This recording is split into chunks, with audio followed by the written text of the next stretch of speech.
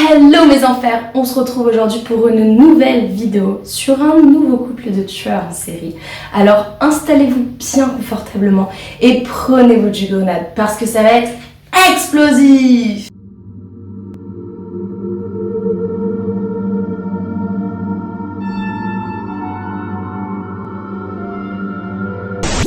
Tout commence par hasard le 11 septembre 2017 lorsque des ouvriers qui effectuent des travaux de voirie dans une rue de Krasnodar, une ville située à l'ouest de la Russie qui compte 850 000 habitants, ces ouvriers trouvent un téléphone sur le côté de la rue et comme ce dernier ne contient pas de mot de passe, ils se décident à regarder dans la pellicule photo. La curiosité étant un vilain défaut, ils vont regretter leur choix lorsqu'ils vont tomber sur des images choquantes. Bon, en même temps, l'humain est curieux et on aurait tous fait la même chose. Ils appellent immédiatement la police. En effet, ils sont tombés sur un selfie d'un homme qui mange une main humaine coupée et qui tient dans une de ses mains la tête d'une femme démembrée.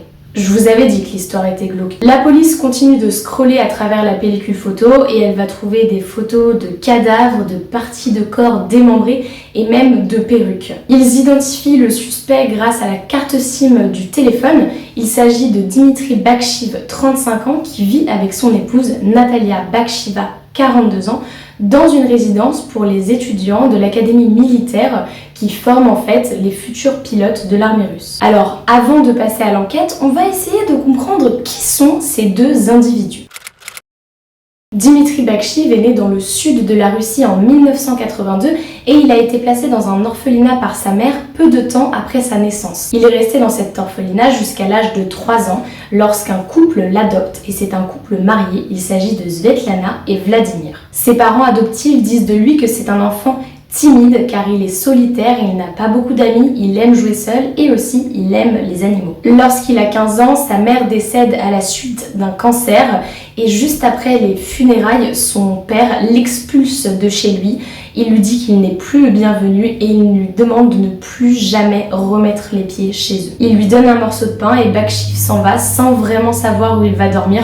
En bref, il devient un sans-abri. Comme il n'a pas d'argent et que c'est difficile de trouver un emploi, il va se mettre à dévaliser les magasins, à voler une voiture et pour ces deux délits, la police l'arrête et le met en prison. Et la prison a dû être assez difficile à vivre pour lui car à l'extérieur, personne ne l'attendait et personne ne pensait à lui. Lorsqu'il sort de prison, il trouve un emploi sur un chantier de construction et il a à présent un endroit où dormir. Cependant, ses relations sociales ne sont pas top. Il n'a pas vraiment d'amis, il est toujours solitaire et ses collègues diront de lui qu'il avait parfois un comportement assez étrange. Bakshiv ne reste pas toujours chez lui et il fréquente très souvent le bar juste à côté de chez lui. C'est d'ailleurs dans ce bar qu'il va rencontrer Natalia Bakshiva. Natalia Bakshiva est née en 1975, également dans le sud de la Russie, mais contrairement à Bakshiv, elle a été élevée par sa grand-mère et sa mère, mais ensuite que par sa grand-mère car sa mère est décédée. Dès son plus jeune âge, elle aspire à être médecin et donc elle va faire ses études dans une école médicale. Elle travaille comme infirmière principale au service d'assainissement de Krasnodar et ensuite elle va travailler dans l'école militaire d'aviation où elle rencontre son premier mari qui lui était officier. Ils se marient donc et lorsqu'elle a 23 ans, elle accueille son premier fils. Mais son mari décède peu de temps après et donc pour oublier sa peine et aller mieux, elle commence à boire et elle va boire beaucoup, allant même jusqu'à mélanger alcool et drogue. Comme elle se rend compte qu'elle commence à perdre le contrôle de sa vie, elle se décide à aller dans un hôpital psychiatrique afin de se faire aider.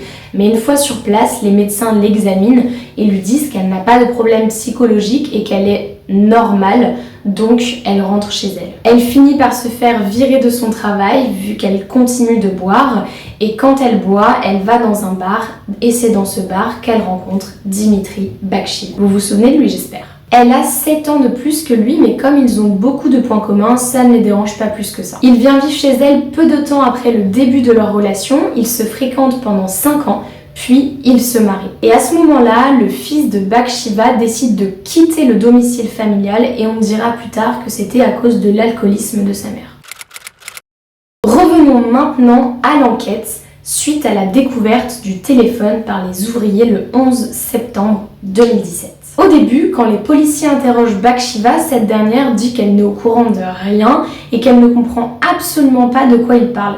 Sauf que les policiers ne sont pas dupes et se doutent qu'elle connaît des choses, donc ils vont continuer de l'interroger. Et là, elle va leur raconter une histoire qui, je pense, est la plus débile qui puisse exister. Elle leur dit qu'un jour, elle rentrait chez elle, qu'elle avait le téléphone de son mari avec elle, qu'elle a trouvé un cadavre et qu'elle a décidé de le prendre en photo. Puis, elle a laissé le cadavre et elle est tout simplement rentrée chez elle. Les autorités ne la croient pas vraiment car, de 1, les cadavres, ça ne se trouve pas comme ça dans les rues. Et de 2, si quelqu'un trouve un cadavre, enfin je pense que vous feriez la même chose que moi, j'appellerai directement la police. Après ça, la police se rend dans l'appartement du couple et y trouve un appartement en désordre. Mais quand je vous dis en désordre, c'est vraiment le bazar total. Dans un des tiroirs de la cuisine, ils découvrent des dizaines de téléphones et ils vont ensuite trouver des photographies montrant le couple ou bien le couple avec d'autres personnes, toujours en bonne compagnie, ce qui laisse à penser qu'ils ont beaucoup d'amis et qu'ils ont une vie sociale très active.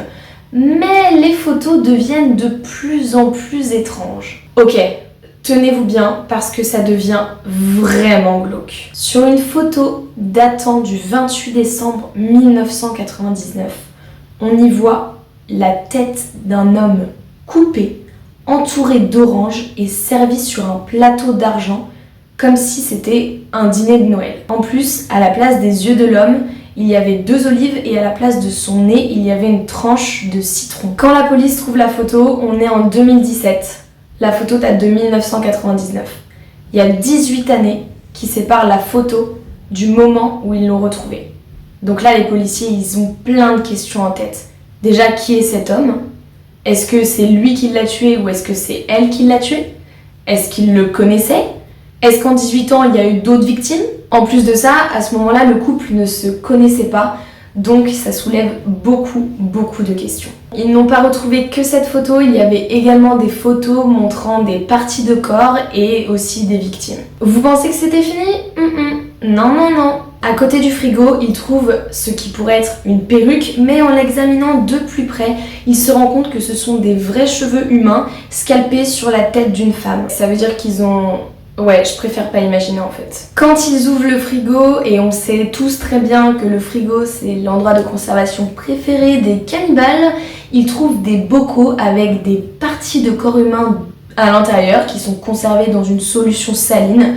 Il y a de la peau, du gras, de la viande. Les autorités décident qu'il faut analyser tout le frigo, donc ils ne se prennent pas la tête, ils débranchent l'appareil et ils emmènent le tout. La police a découvert 19 morceaux de peau humaine retirés des victimes et 7 paquets de parties de corps congelées. Là, on se dit que niveau trouvailles, on est pas mal et on va peut-être s'arrêter là. En fait, non. Parce qu'en fouillant plus, la police découvre un livre de recettes. Alors vous me direz, tout le monde a un livre de recettes chez soi. Non. On n'a pas le même qu'eux. Parce que eux, c'était un livre de recettes où étaient détaillés tous les dîners qu'on pouvait faire à partir de restes humains. Et ce pour chaque catégorie, pour la peau, pour la graisse, etc. En plus de ça, le livre leur appartenait puisqu'il a été écrit par Bathsheba. Bon, on se dit qu'on peut souffler un petit peu et que niveau trouvailles, on est arrivé au bout. En fait non, parce qu'ils ont découvert un didacticiel vidéo, en fait un tuto, le cannibalisme pour les nuls, où était détaillée la manière dont il fallait démembrer pour justement acquérir de la viande, de la graisse, de la peau, des différentes parties du corps des victimes. La police interroge de nouveau Bathsheba en lui montrant les photos qu'ils avaient trouvées, aussi bien les photos où on voyait le couple avec d'autres personnes que les photos où on voyait les victimes. Et en fait, ils essayent de faire un rapprochement et de lui demander est-ce que vous pouvez m'identifier cette personne et est-ce qu'elle a un rapport avec cette victime-là. Bathsheba a identifié 30 personnes différentes sur les photos qu'elle aurait, enfin plutôt que le couple, aurait tué, démembré puis mangé. Et avant ça, ils utilisaient un tranquillisant, le Corvalol, avant justement de les démembrer et de les manger. Les enquêteurs ont remarqué que les noms donnés par Bathsheba correspondaient aux noms des personnes disparues en Russie pendant cette période.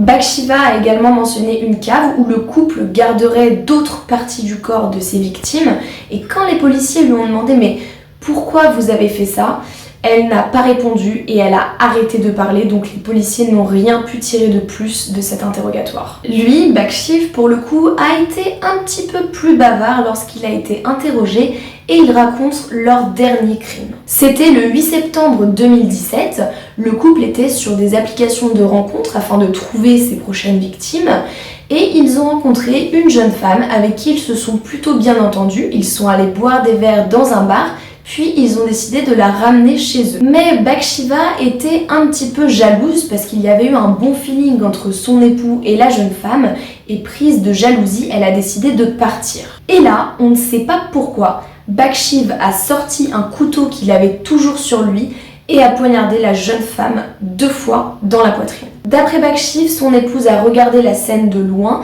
et l'a rejoint seulement pour l'aider à démembrer la victime. C'est également à ce moment-là qu'ils ont pris les photos, les selfies avec le téléphone, ils ont gardé les parties de corps qui les intéressaient et ils ont jeté le reste. Quand la police a demandé à Bakshiv pourquoi il avait scalpé le crâne de la jeune femme, il a répondu, je cite, « J'ai juste fait quelque chose de stupide. » Fin, fini. Fin de la citation. Il a juste dit ça en fait. L'affaire n'a été ébruitée dans les médias que le 25 septembre, donc 14 jours après que les suspects aient été arrêtés. Bathsheba a essayé de s'en sortir en disant qu'elle était psychologiquement instable et qu'elle n'était pas totalement consciente au moment des faits. Et pour ce faire, elle a décidé de parler de sa petite visite en hôpital psychiatrique lorsqu'elle était alcoolique et qu'elle recherchait de l'aide. Elle a donc parlé durant 3 heures avec un psychiatre qui en a déduit qu'elle était 100% normale et qu'elle était totalement consciente au moment des faits. En février 2019, Bathsheba est condamnée à 10 ans en colonie pénitentiaire et 1 an et demi de prison. Alors une colonie pénitentiaire, c'est une enclave isolée et mal contrôlée où les détenus sont très souvent soumis à des punitions et à de la violence. Le 28 juin 2019, Bathsheba est condamnée à 12 ans et 2 mois de prison dans un centre pénitentiaire sous surveillance maximale et il a un suivi psychiatrique à faire très régulièrement. Mais ce dernier n'a purgé que 8 mois de sa peine car il est décédé à la suite d'un diabète sévère.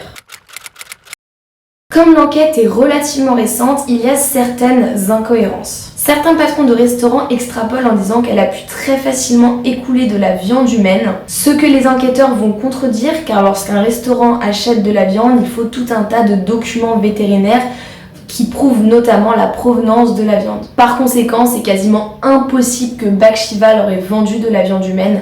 Et encore une fois, ça reste une des incohérences et on ne sait pas si c'est vrai ou faux. Apparemment, Bathsheba aurait pu arrêter il y a 2 ans car des pompiers l'ont vu en train de brûler des affaires féminines, mais il leur a dit que c'était des anciennes affaires de son épouse et l'affaire a été classée sans suite. En plus de ça, il y a eu un peu des rumeurs sur l'intégrité de la police de Krasnodar.